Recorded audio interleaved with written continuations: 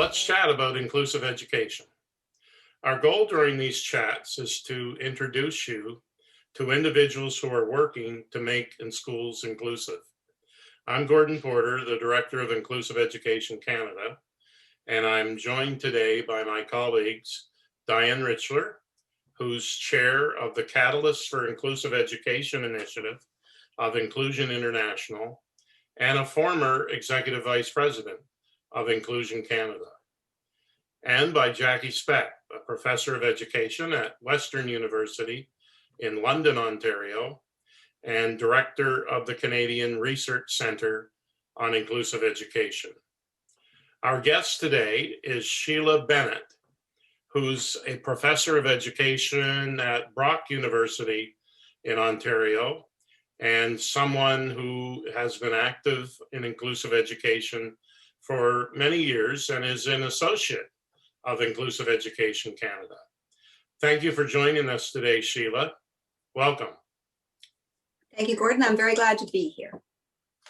So a place to start in our conversation is just to inquire about how does it happen that at this stage of your life, your primary focus in your professional work is inclusive education? How did that come about? That's a good question. Thank you. I think that one of the things that in my experience, I'm originally from the province of Newfoundland and Labrador, from a small rural community. So growing up, there was lots of community membership in our classrooms because we only had that one space. So even though we had a small population, if somebody within that population learned differently or interacted in schools differently, we were all in the same class. And I didn't actually understand that. I thought, as all children do, that the world works like that and that everything is the same. When I reached the age for university, given that it was the late 70s, there were not a lot of options open. There was teaching and nursing. And so if you look at my family tree, most of our teachers are nurses. But fortunately for me, I loved teaching. And one of the things that happened in that province at that time was that you could do your education degree, but then when you finished that, you could do a special ed degree. And so I proceeded to do those two things and started working as a school teacher in the Newfoundland system, which in all the boards I worked with was fully inclusive. Moving up to Ontario to come to graduate school, that's where I did my master's and doctoral work, I started teaching in the Ontario system. And I was shocked, actually, that my first job was in a self-contained behavior class. The concept was so foreign to me that I was astounded by it. But I worked in a learning disabilities self-contained class. I worked at the school board level, and then I took on a job in academia. When I went to the university 25 years ago now, seems like such a long time, I started out I work in teacher education. I felt very teacher focused. I've always identified as an educator, as a teacher, a classroom teacher, a special ed teacher, somebody who wants to work in the system. And over the years, I've done a lot of different types of research, learning disabilities, acquired brain injury. But the heart of my practice has always been around working with teachers to help them work better with children in the classroom. As I moved my career and met wonderful people like yourselves and shared this mindset of, as we did in our ARCH report, Dr. Speck was part of that. If inclusion means everyone, what about me? This notion that we think that there's this sort of inclusion and then not inclusion, segregation, but there's so much in between. So over the course of my career as a classroom teacher, as a student myself, as a child, as a professor, all roads have led me here, Gordon. They've all led me to inclusive practice. And I'm at a stage in my career where, for me, I'm always willing to participate in a conversation and have a realistic discussion about what we can do better. But I'm never any more willing to engage in a reality where segregated education is a solution to any problem that we see in education. So that's very interesting. What I'm curious about is, over that span of time and over your experiences in different settings, is there one single thing that would lead you to be optimistic at this point in time something that's developed or happened, or some sign you see of the future that makes you optimistic? I endeavor to be optimistic all the time, and I choose to believe in a bright future. I just finished 6 weeks of teaching 120 teacher ed students in their final year of the 2-year program.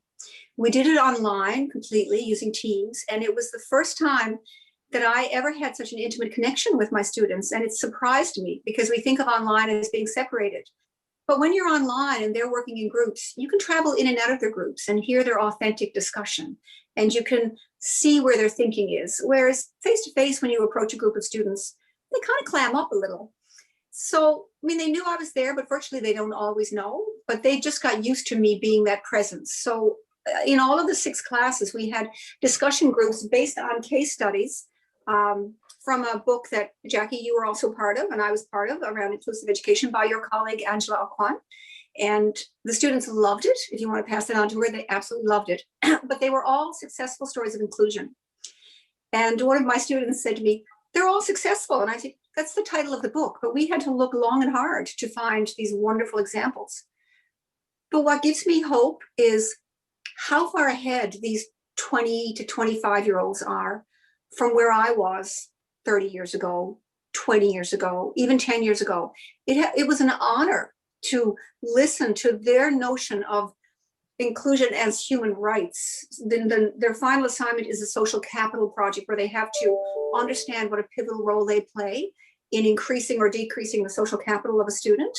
Their passion, their insight, it doesn't just give me hopes, it gives me a feeling of being sure that we are at the tipping point of a different way of looking at who gets access to this so-called privilege of education and who doesn't.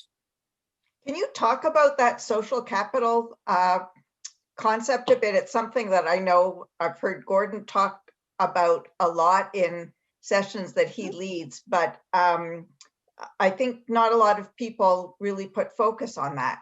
How do you engage your students? And it's just a wonderful thing for teachers to be involved in. It's thank you. That's a terrific question. So when you think about social capital, you think about social capital. I'll tell a narrative because I am from Newfoundland and Labrador, but I tell the story of my son who's now 29. And when he was 15, he got a job at the Bay folding clothes in the Christmas rush.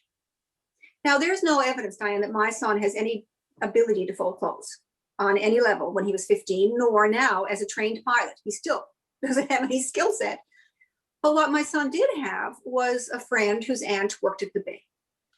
So social capital is broad and it's far-reaching, but it's really about creating a community and connections and shared understandings and common experience. I sometimes talk about something called soft spaces, which is the spaces between math and science class, the spaces where we make friends, where everybody makes friends. So social capital, I mean, it's a complex notion, but simply laid out in terms of the way my students understood it. It's when I walk into a classroom as a teacher, I have an immense power over the social capital of the children in my classroom.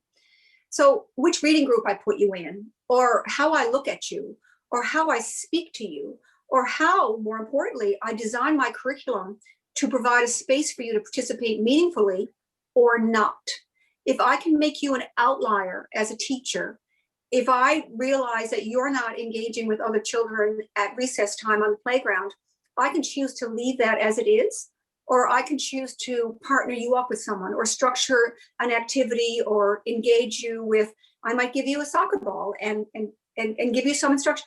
I have the power to increase or decrease the ability of a child to participate in what it is that we get from school. And while we might imagine that the most important thing we give in school is reading, writing, and math, what we actually give in school is a version of adulthood.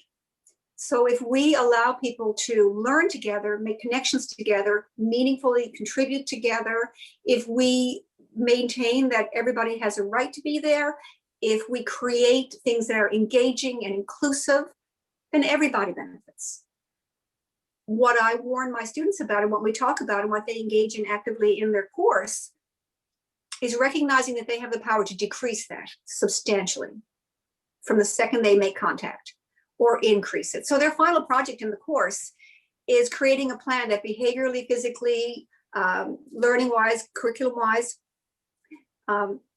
picking one of or any of or all of, how can I create a plan that systematically helps a child engage in learning more meaningfully in a way that creates a message that they're a successful learner? How do I get them to make a friend? How do I create opportunities for that connection in a way that is fair and equitable and respectful? So I want them, we've worked very hard on this course. We want them to get this perspective that they are agents of change, of growth, or of subversion and damage. And I think that we, as educators, can't dismiss that. I want to come take your course. You know what? It was an honor to teach it. I was so impressed by the students. It's interesting, Sheila, you talk about how they've changed from 10 years ago, 20 years, 30 years ago. Why do you think that is? Oh, it's so funny because like I said, I've been at Brock 25 years. So I can see the generational change, which tells me that it might be time for me to think about another line. But every year I feel more passionate about it. I think that their world is just so much bigger than it was. When I started teaching 25 years ago, the textbook that I used was the document that they learned from. We've had to transition what we do in universities to understand that we're now curators of knowledge. They have so much knowledge and can get access to so much knowledge, a lot of which they superficially learn. So we try to get that depth piece. But in lots of ways, while people might, be upset about not being the expert in their field anymore, it opens up this opportunity to, of course, reinforce the fundamental learning pieces that people need to have. But it allows us this opportunity to go underneath it and create conversation about what it means to pick and choose information.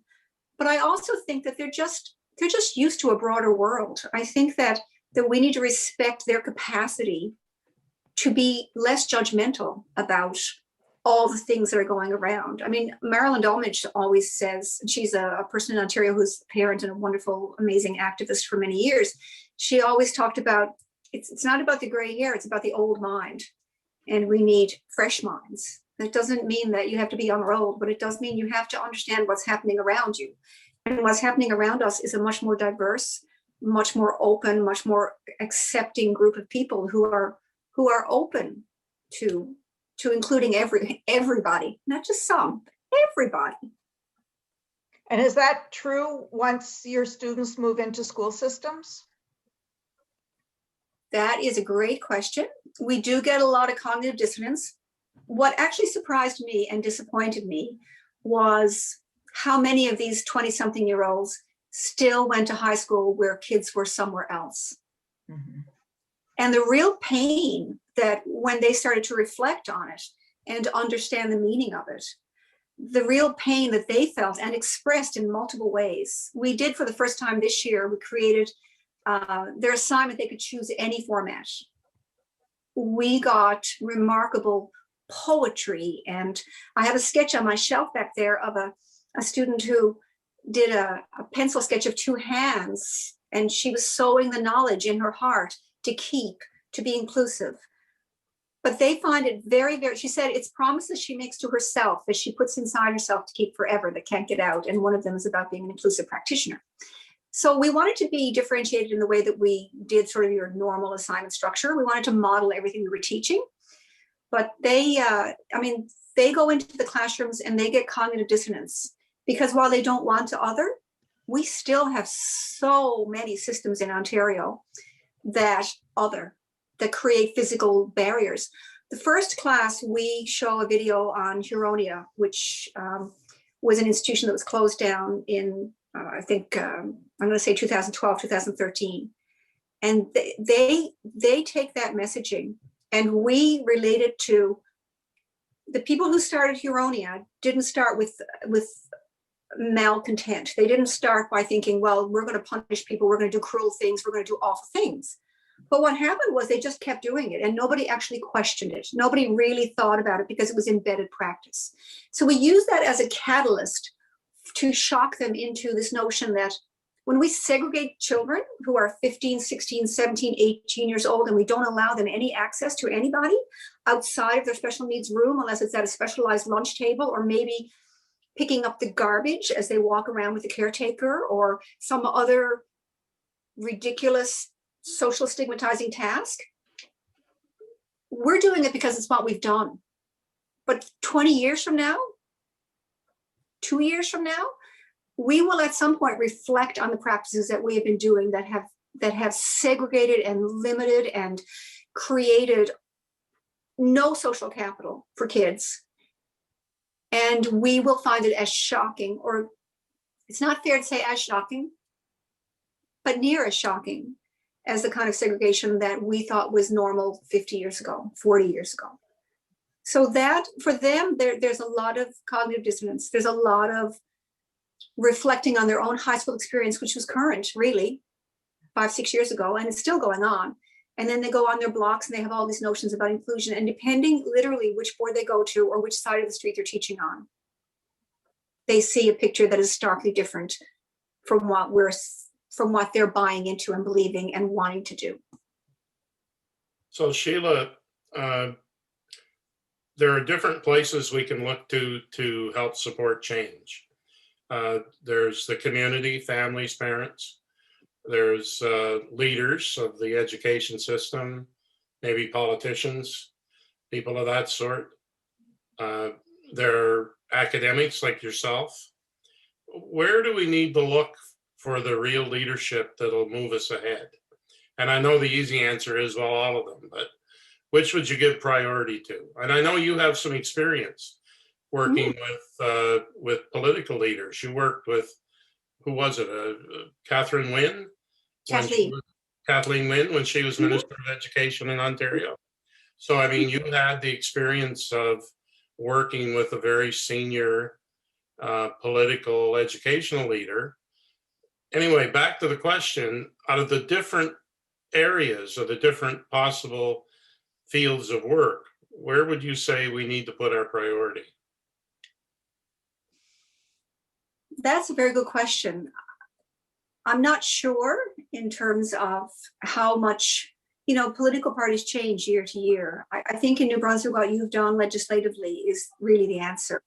I say that for multiple reasons. I say that because I'm approached often when I do professional development, for example, or work with school boards, with principals, superintendents, directors who say to me directly, I really wish the legislation was clearer, because trying to convince my staff or trying to convince the people who work in my schools that we need to do this and make the changes we need to, we don't feel empowered to do that, because the legislation within the province of Ontario, which is really all I can speak to anymore because I've been here so long, that legislative framework is so open to interpretation that we can define it in any way we want. I think that we have a groundswell of parent voices. And I think that there's support mechanisms in place for that. And I'm always encouraging parent groups to advocate, to make their voices heard. And we've done some webinars where parents have been unbelievable, amazing. But I also, even right now, tomorrow I have a random call from a school board who just reached out and said, we're thinking about turning inclusive. Do you think you could help? So that sort of individual board mandate, just through word of mouth and stories of success, has created individual boards who want to make a difference. Where they run into trouble is that, again, legislatively, they're doing this by choice and through interpretation. So they can get a lot of pushback. So school boards want to change for multiple reasons, because the world is changing, but because their parent group wants them to change. There's no longer that sort of accepted status quo that my child, who might be different from their siblings, is going to go somewhere else. So there's sort of multiple things that are coming into play. I'm not sure if there's going to be a catalyst, but I think, Gordon, it's like that teeter-totter moment. You sort of, one thing happens, then another thing, and sometimes it takes just a small thing for things to change. And I think that will happen. The tipping point. I think that's what will happen. And I hope that I see it, because I think we're ready for it. So in the work that you have done in school boards around change, what are sort of the top few things that have been done to really make sure that change is happening? So it's been interesting. And we also, as you do, Jackie, we do some international work as well. So it's always interesting to know that everybody has their own context. Everybody has their own mindset. I mean, one of the things that comes out glaringly in the work that we do, in the research that we do, in the advocacy work we do, in the interaction is the mindset. It's not about resources. It's not about dollars. It's not about personnel or titles. Those things are all important, but it is about your thinking and what you bring in terms of the way you look at special education and the way we move forward or continue to move backwards or stay static. So I think every board has to have its own approach. They have to have a fundamental belief that all children belong. I'm stealing that, I think, from Hamilton Catholic, so I should give them credit for that, because I think each belongs has been their motto for decades now. I think that, I know one board where they kept this, because they were Northern, they kept all their special needs classes were in their larger centers. So instead of sending children back to their communities, they would continue to bus them in, but they just dismantled the special ed classes and let them go if you were in grade 5, you were in grade 5. And then they redeployed their special ed staff. I know other boards who, as you know well, Jackie, have used inclusion coaches. So they took out the special needs classes. And Gordon, as you point out all the time, we're not just segregating kids, we're segregating resources, we're segregating expertise, we're segregating dollars and busing and heat bills and equipment, and we're putting them somewhere else. Whereas, when we include everybody, we can put that back in the system. And the research is very clear that if you have special ed experience and you know how to work with kids with diverse needs, you can transition into the regular classroom and be very skillful in that. And Jackie, one of our doctoral students, Dr. Monique Soma, she wrote her dissertation on that transition from teachers in self-contained classes into an inclusive model. So I think boards are idiosyncratic. I think that if the goal is the same, there are multiple ways to approach it. What I see in boards that are trying it is that sort of creep back. So we're going to go full inclusion and we're all gung-ho, but then, but there's these 5 kids and they're really tough. So there has to be, as I said at the beginning, there has to be a line drawn where we can talk about all kinds of options. We can give you support where you need it. We can fill in the gaps. We can work together and problem solve. We will do that every moment of every day. What we won't accept is the fail-safe of, if it doesn't work out, we can always put them somewhere else.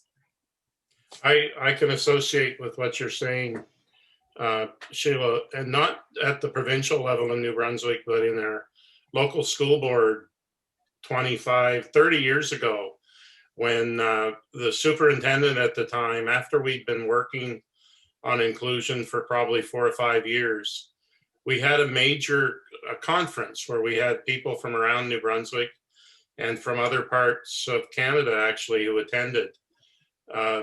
And as it started, our superintendent got up at the speaker and really said to teachers in this area that we're through talking about whether we're going to have inclusion or not. We are having it. It's our policy.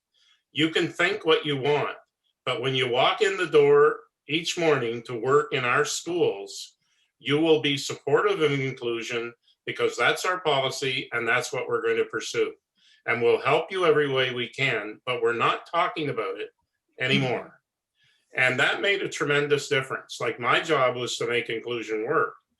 And once that speech was made, the air was taken out of the resistance in a quite remarkable way. So I think that's sort of a backup of the point that you were making. It does make a difference. And the problem, Gordon, is that leadership changes, right? That's the other problem. You have one superintendent who's very committed, and then they switch jobs, which is fine. And I mean, that's what happens.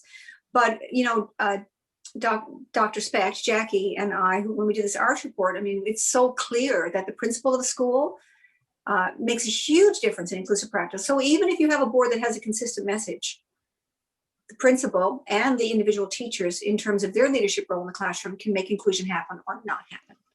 You remind me of many years ago, probably my first year at Brock, we had a superintendent from Hamilton Catholic, as a board I mentioned earlier that has a great reputation for inclusive education in Ontario here. She came in to speak to my class and she said, I have 3 things to tell you. You will have students with special needs in your class. You will be concerned, you will be worried, you might even be a little bit frightened. You won't know what to do. We will help you. And she said, that's all you need to know.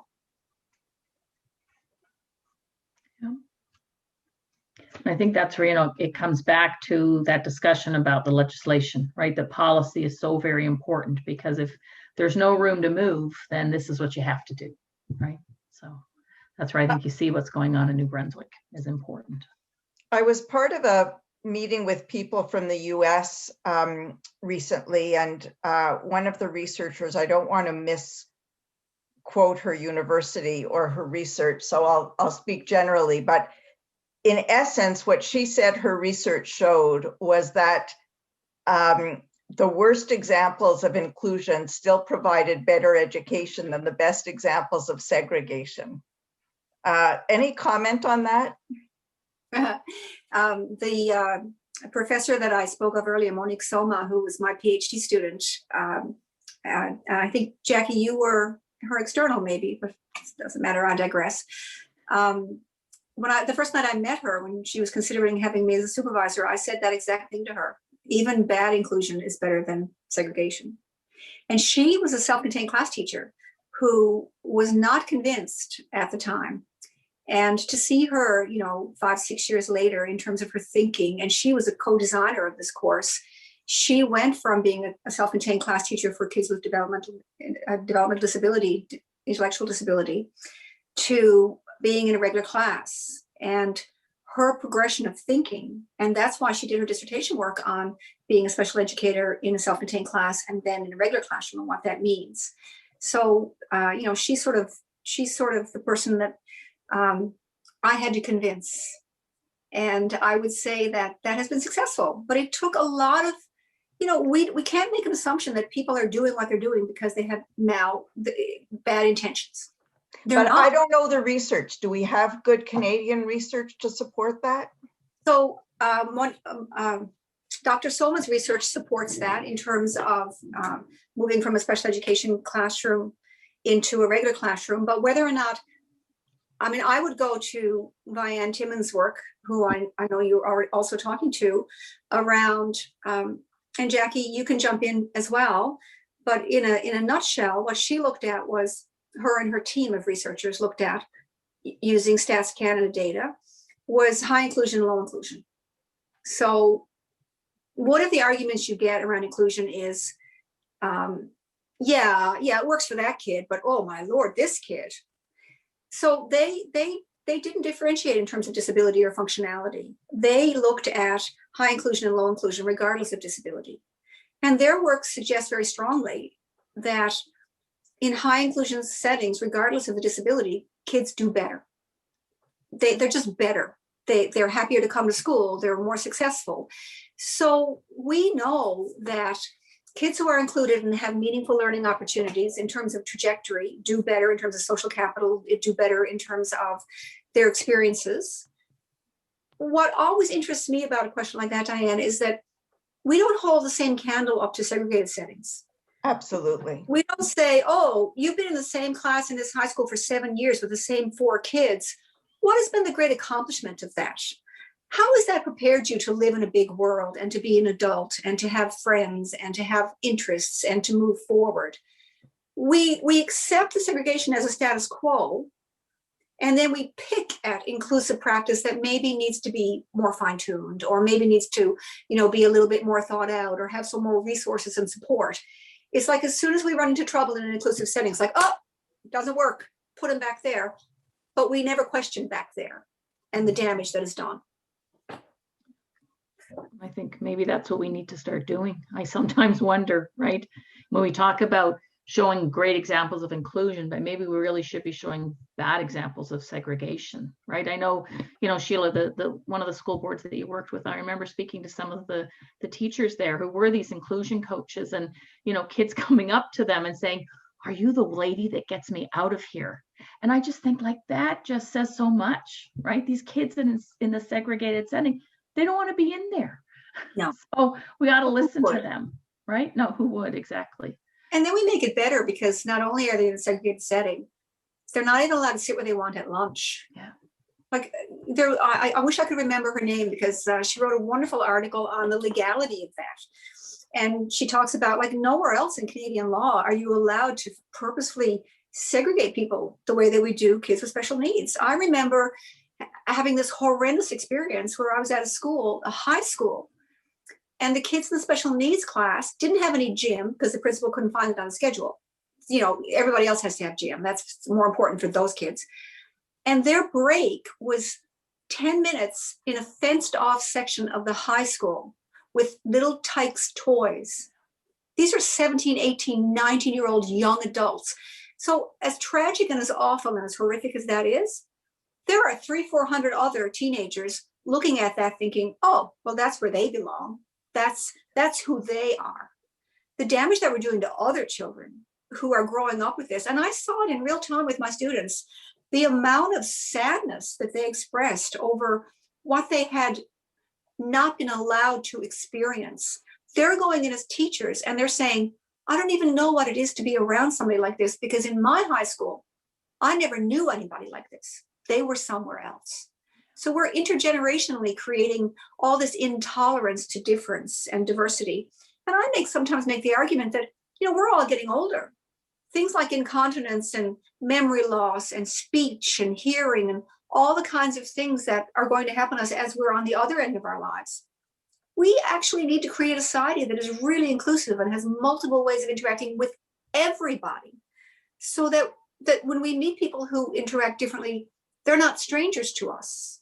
They're people that we know, people that we have relationships with. And that's what schools can do if we empower them to do it. Mm-hmm. Yeah. Sheila, we're running out of time. And as usual, you've been a great conversationalist and raised interesting and pertinent points. And thank you for being our guest. Oh, it's been my pleasure. Thank you for the great questions. And I wish you all the best in this. I know that you do wonderful work. And maybe we'll reach that tipping point. Indeed, we hope so.